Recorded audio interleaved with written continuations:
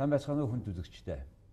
Өнөөдөр ороо манай дефакто нэвтрүүлгийн зочноор олон улсын Согтууруулах ундааны бодлого боловсруулах төвийн дэд ерөнхийлөгч Брэт Биванс оролцож байна. Брэт Биванс нь 2004 онд Согтууруулах ундааны бодлого боловсруулах олон улсын төвд нэгдсэн бөгөөд тус байгууллагын дэд ерөнхийлөгчийн албыг хашиж байна. Тэрбээр Согтууруулах ундааны зохисгүй хэрэглээний эсрэг дэлхийн нийтийн үйл ажиллагааг удирдахаас гадна корпорацийн нийгмийн хариуцлагын асуудлыг хариуцдаг. 1996-аас 2004 он хүртэл Дэлхийн банкны салбар байгууллагуудад ажиллаж байсан туршлагатай. Америк нэгдсэн улсын Вашингтон хот дахь католик их сургуулийг философи, хуулийн чиглэлээр магистр зэрэгтэй төгссөн. Good evening. Good evening. Welcome to the show. Thank you. It's a pleasure to be here. How many times are you visiting Mongolia now? This is actually my second time. Okay. We began working here over a year ago, and it's an important market for the beverage alcohol industry. And there's certainly a scope for work on reducing alcohol-related harm, and this connects very clearly to the WHO strategy on reducing alcohol-related harm, which was adopted by member states in 2010. How many states? Well, all 192 member states of WHO adopted a strategy that was focused on reducing harm. So speaking about harm, the issue should be very important issue for many countries. Absolutely. I think most countries have issues around alcohol misuse and have addressed it through a combination of targeted interventions, but also regulation. Alcohol is a regulated product, it's a taxed product, and that is appropriate. That government takes a role in managing the risks that are associated with alcohol misuse. But industry also takes a role, and it focuses primarily on those who are misusing the product and targeting those initiatives that they can support to those who misuse. What do you do in your center for these purposes? Well, the mission of ICAP is to build up an understanding of alcohol in society. And by working together with other stakeholders from industry, government, civil society, we bring together a lot of expertise, research. And looking at that research, we can identify what are feasible, effective, implementable, manageable interventions that are from the side of the state as a policy. Correct. Okay. You said based on certain research and analysis, and probably the deep inside the reason of misuse of alcohol could be a lot similar in many countries. What are major reasons of misusing alcohol to you after making studies in several countries? It's important to understand drinking patterns. It's not just how much someone drinks over a course of a week or the course of a year, and we call that per capita consumption. But it's important to understand how people drink, where they drink, what they drink, with whom they drink, what else are they engaged in when they're drinking. For example, if I drink 14 units of alcohol a week, but I drink them all on Friday night and then get behind the wheel of a car. Speaking about the unit, what you talk about, 1 unit of alcohol? Different countries set guidelines for what is a standard unit and provide their population, their citizens with guidance on responsible drinking. Typically, 10 grams of alcohol is a common measure, and that equates to about 1 glass of wine, one 30 milliliter glass of beer, and 1 shot of spirits. Well, then, I used to study in your country, live there, and in some states you are allowed to take the sort of couple units, and they are measuring what that measurement. How do they do it? Well, just take a breath in and out. And right. How you can in terms of road safety and drink driving, most countries set a maximum, what we call blood alcohol concentration, blood alcohol level.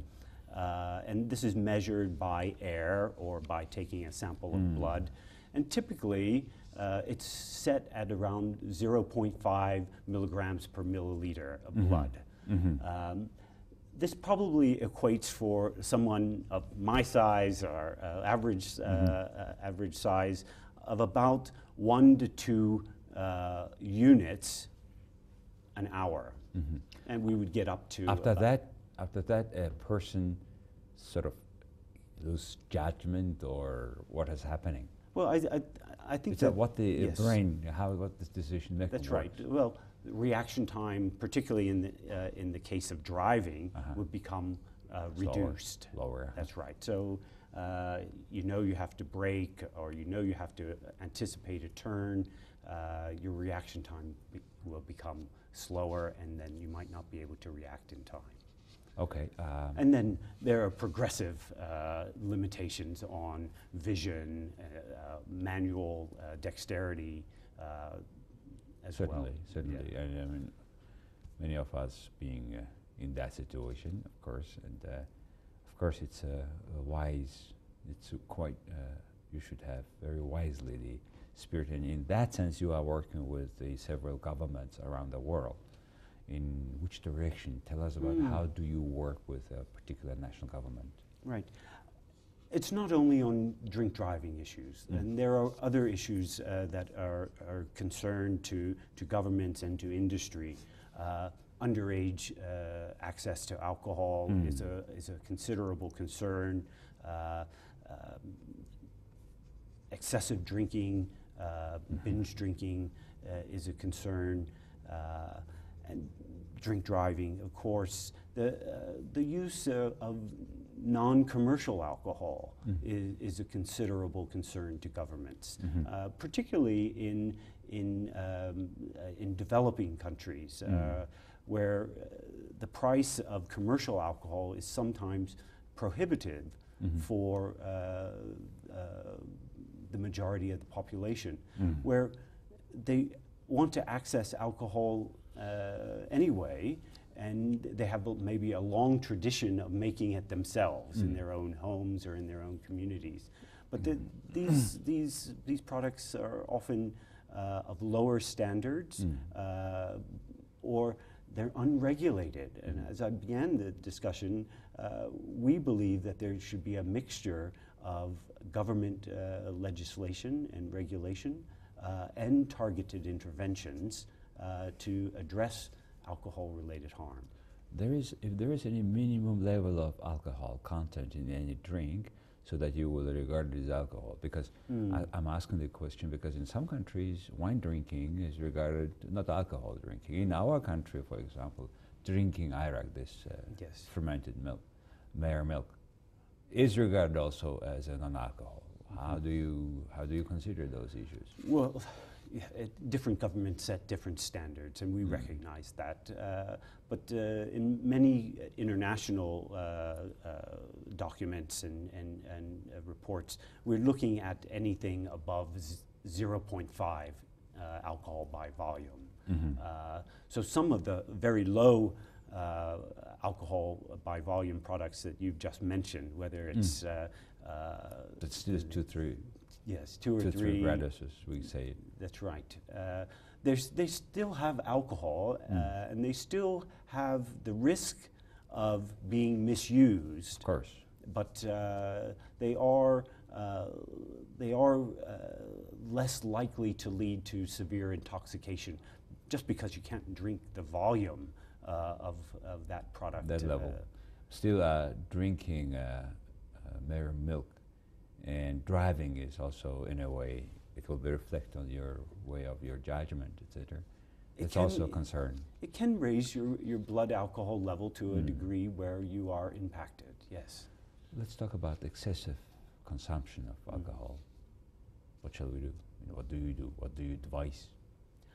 Well, certainly cultural patterns of drinking are important. If we look at some other countries, whether Nordic countries or Anglo-Saxon countries, where we've seen a pattern of consumption of high volume of alcohol on a Friday, Saturday night,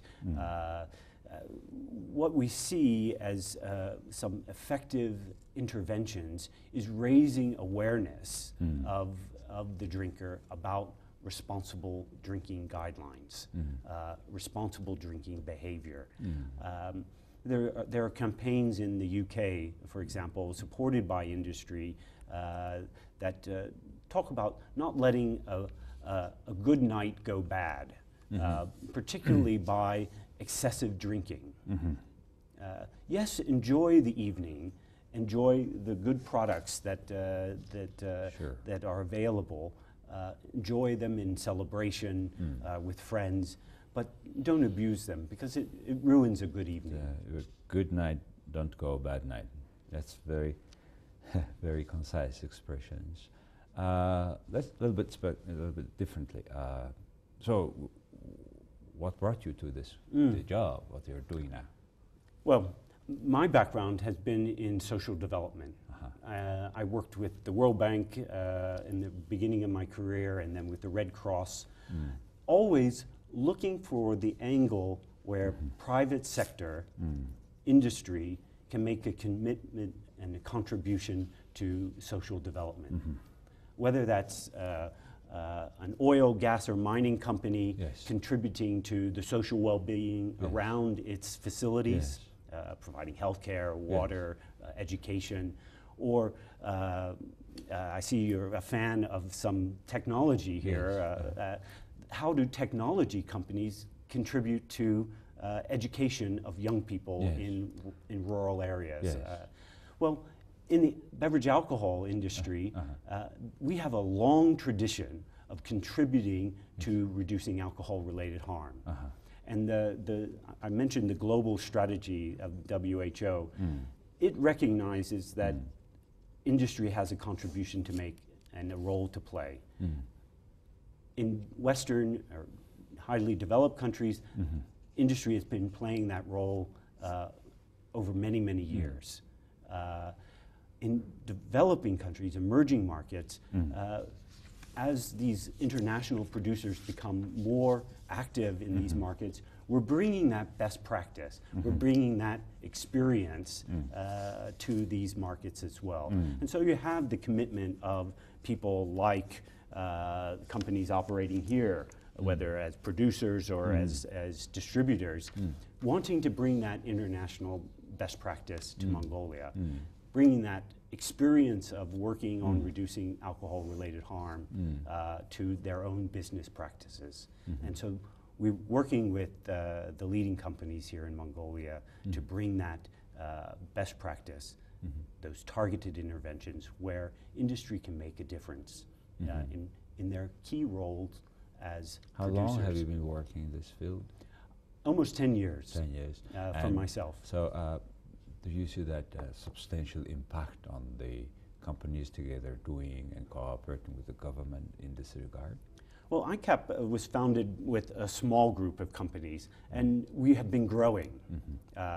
More global companies, despite industry consolidation, more global companies are joining ICAP to collaborate.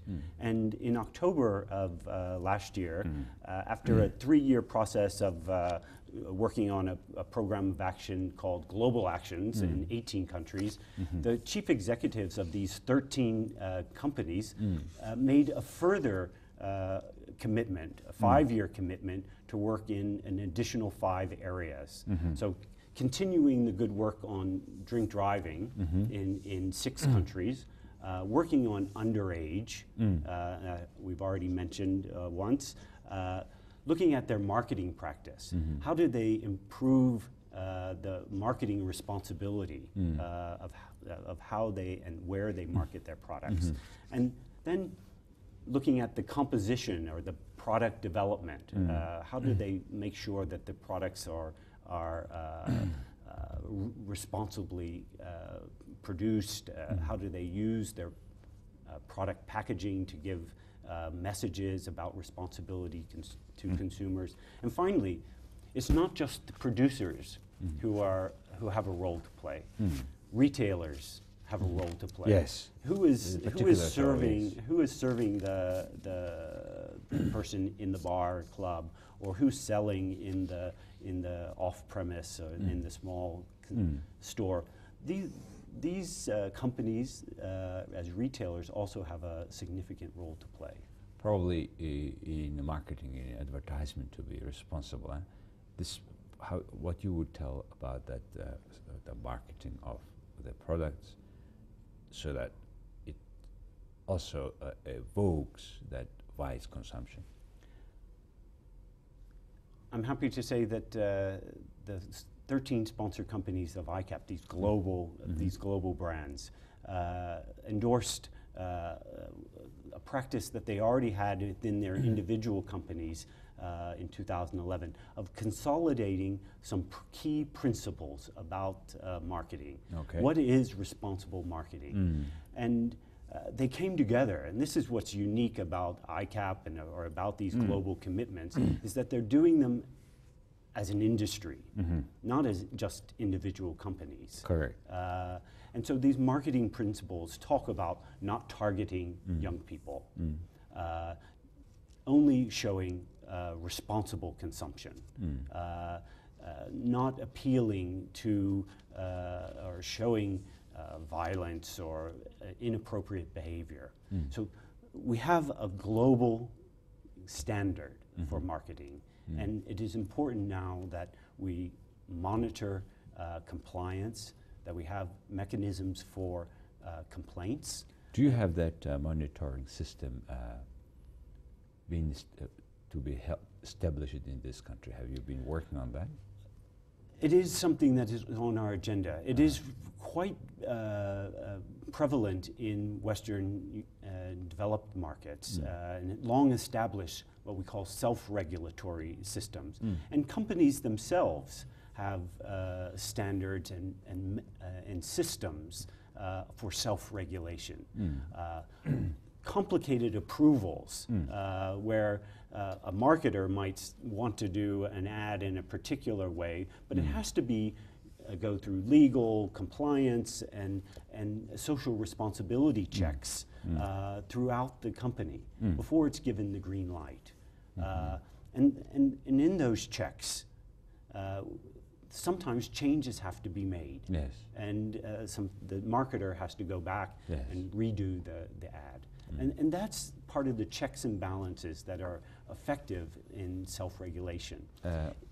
Okay, let's talk about certainly alcohol on one side. This is if people need, if they want, they should have the product available on one side. And in particular, depending on who, a beer drinker or wine or whiskey, depending on those words and tastes, people prefer different brands, which is their choice. I mean, if somebody wants to drink and have a good party, they should. On the other side, it's demand side, right? On the other side, when you supply in the whole society misuses or overuses, the government usually goes, for example, first of all, they go, alcohol, all the excise taxes is there in many countries. In some countries, it's huge. Then also that increases price. How relevant is this approach in terms of making the consumption wiser? First of all, I think you've highlighted that culture. The cultural pattern of drinking is important. And we need to have a good analysis of where those drinking patterns lead to benefits to society, and you talked about choice and enjoying the product, or where they can lead to harm. Yes. So we need to have a good analysis of the drinking patterns. And when we're trying to target the harm, we need a combination and a balanced combination of population interventions like you talked about in terms of excise, licensing, availability, not being sold to underage, as well as having those targeted interventions to those who have patterns of drinking that are abusive. And we know that underage shouldn't be drinking, those under the legal drinking age. And we can develop some programs that help them to delay the initiation to drinking, or to educate them about drinking guidelines, responsible drinking guidelines. Adults in the workplace, we want to make sure that workplaces are safe. That in this country, certainly where you have some very heavy industries where safety is a high concern, we want to make sure that workers come to the office, to the work site in a sober condition and are healthy. Truck drivers who are going across this great country need to be sober, not drinking and driving. See, some countries go to extreme. For example, there are still some countries, I think, but to my best knowledge, it was Finland and some Scandinavian countries. We called that time called the dry law, and it did not help. Because they have stopped the supply, so they would go outside of the country. I remember when I was a student in Russia, they were sent to by bus. They would come to that time Leningrad, which is current St. Petersburg.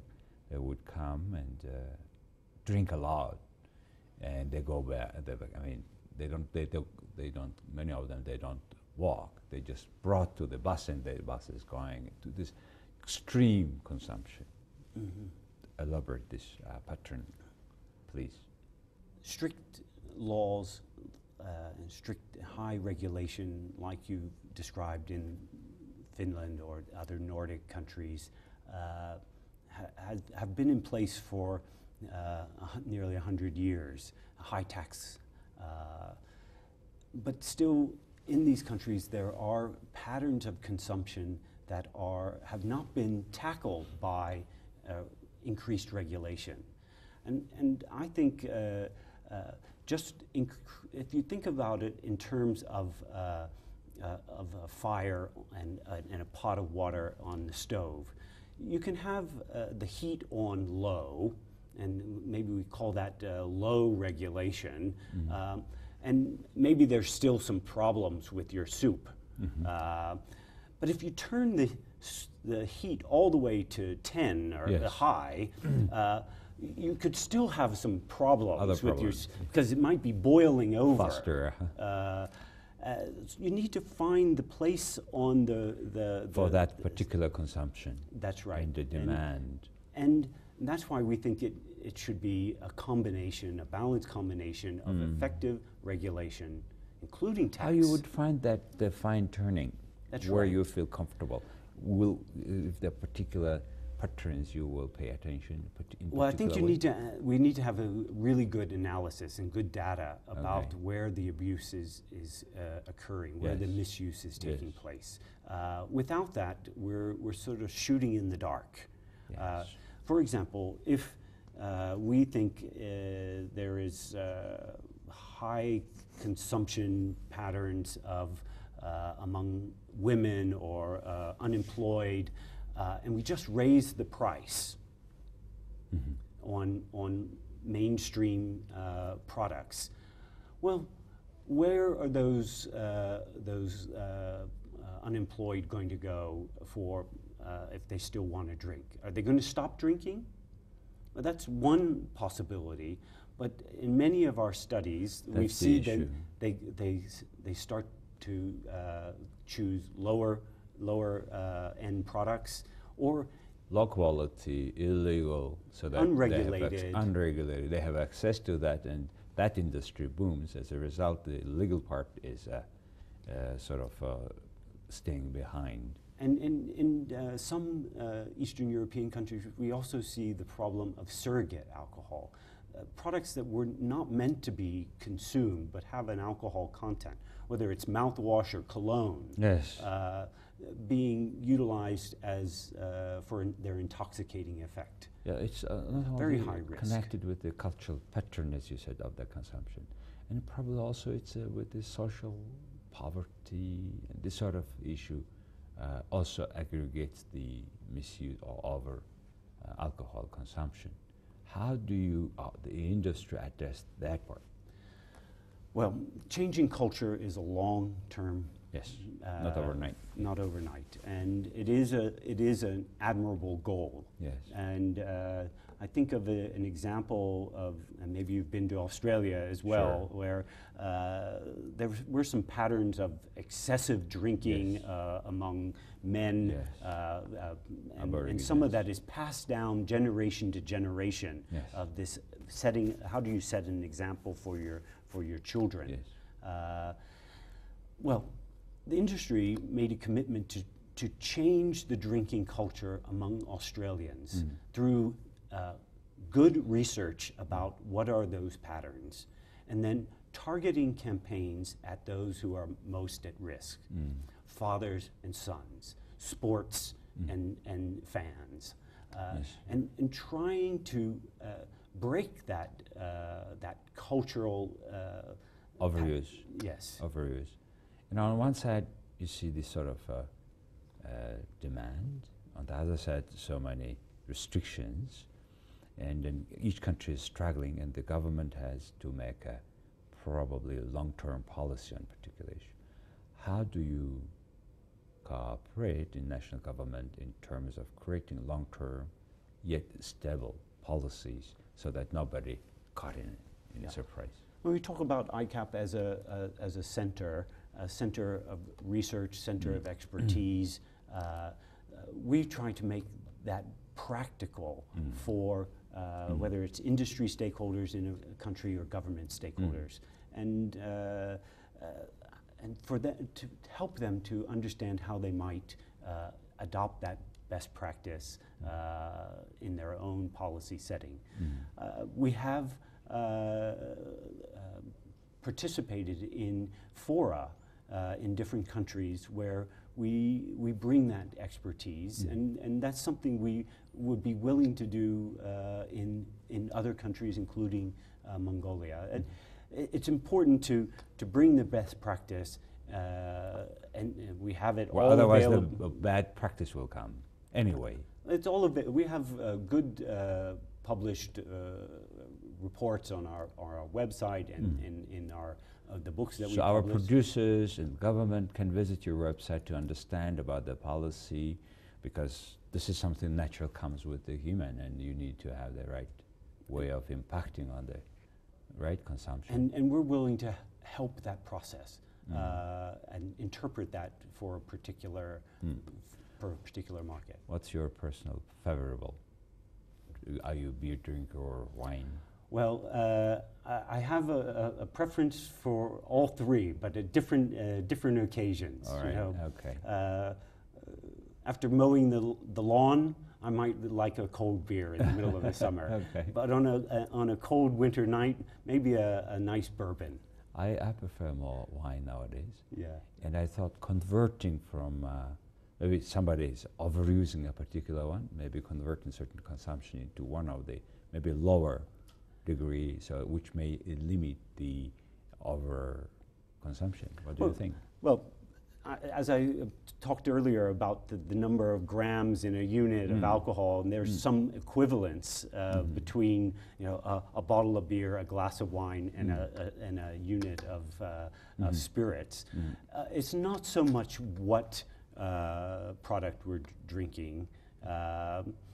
You can enjoy that product in all of these settings, but lower alcohol products have their place, and they're there so that consumers can have choice. By the way, once you have been studying many countries' consumption pattern, cultural pattern, as you said, of demand, nowadays, does the humankind on the per person as a Homo sapiens. Do we drink more than our previous people, say 100 years or 200 years?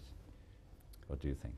Alcohol has been part of our cultures for thousands of years, and we see evidence of brewing and in Mesopotamia and winemaking and later cultures. Distilling probably would have been a bit later. Yes. I think it is something that we've had in our cultures over many years. Commercially available brand products are probably relatively new in sort of human terms, human history. We see these developing over the past 150 years. So we are growing, and the production is growing. On the average, do we drink more or less? What is the trend? It depends. Some countries were drinking less. I see. Which country, for example? Well, in France, we have seen an overall decline in alcohol consumption over since the end of the Second World War. And why? Well, they're changing patterns of drinking. And changing patterns of work. A worker used to come home at lunchtime and would have wine with his midday meal, and then go back to work. Well, the pattern of work has changed. People aren't returning home for the midday meal as frequently, and therefore that drinking occasion at lunchtime has reduced. Reduction of siesta in some Mediterranean cultures. You know, Brett, what we talk today is anyway something that we cannot raise because many consume, many want to consume on one side. On the other side, really for those who are supplying to be responsible, right? And you are matching these two demands and interests at the granular level. And I think it's a great job what you do, and I hope our government, our industry will learn from the best practices you have. As a result, I think this country can be one of the, with the great cultural pattern of the demand what they want. I hope so. I hope that we can make that contribution. Thank you, Brett. Thank you very much.